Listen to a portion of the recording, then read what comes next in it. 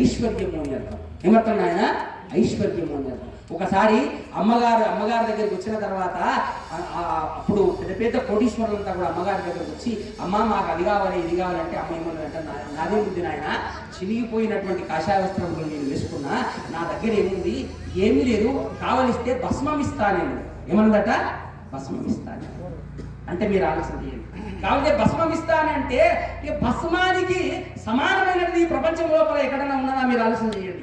ఒకసారి దుర్వాస మహాముని యమలోకానికి పోయినాయట. ఎక్కడికి పోయినాయట? యమలోకానికి పోయినాయట. ఆయన శరీరం అంతా కూడా విభూతి రాసుకునేవాడట. చెప్పండి, ఓం నమ శివాయ అనండి ఒకసారి. ఓం నమ శివాయ, ఓం నమ శివాయ, ఓం నమ శివాయ.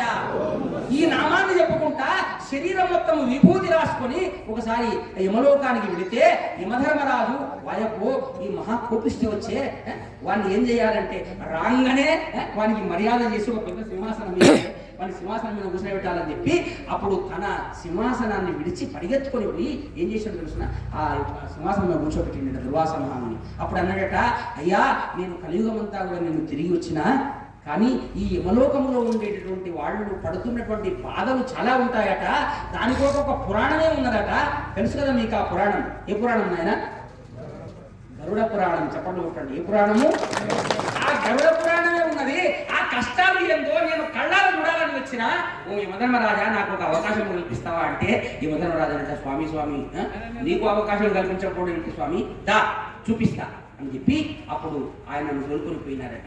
పోతే ఎవడైతే కలియుగములో అబద్ధాలు ఆడతాడో, ఎవడైతే గురువుల దగ్గర చాడీలు చెప్తాడో, ఎవడైతే ఉన్నవి లేనివి చెప్పి గురువుల దగ్గర లేనిపోనివి చెప్పి మెప్పులు పొంది ఎవడైతే ఉంటాడో అటువంటి వాడికి సల సల సల సల సల సల సల సల మండేటటువంటి నూనె లోపల వాని శరీరాన్ని కాలుస్తున్నారట.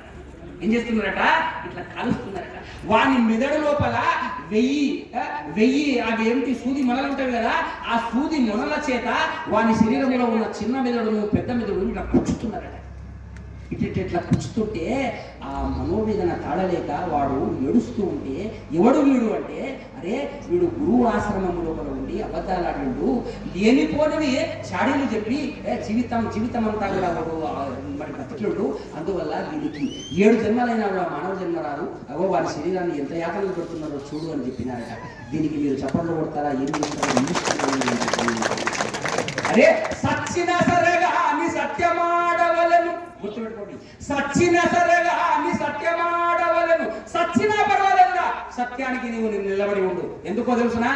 గుర్తుపెట్టుకో, కానీ ఏనాడైనా కూడా ఇది సత్యాన్ని అసత్యముగా మార్చి నీవు చెప్పగలిగితే, ఆనాడు భీష్ముడు కూడా అసత్యం వైపుకే ఉన్నాడు. చివరికి మరణము లేనటువంటి భీష్ముడికి మరణం వచ్చింది అని సమావేశంగా మరణము లేనటువంటి వానికి కూడా మరణం వచ్చింది. గుర్తుపెట్టుకోండి, అన్యాయానికి అక్రమానికి దగ్గర ఉండి లేనిపోని అబద్ధాలు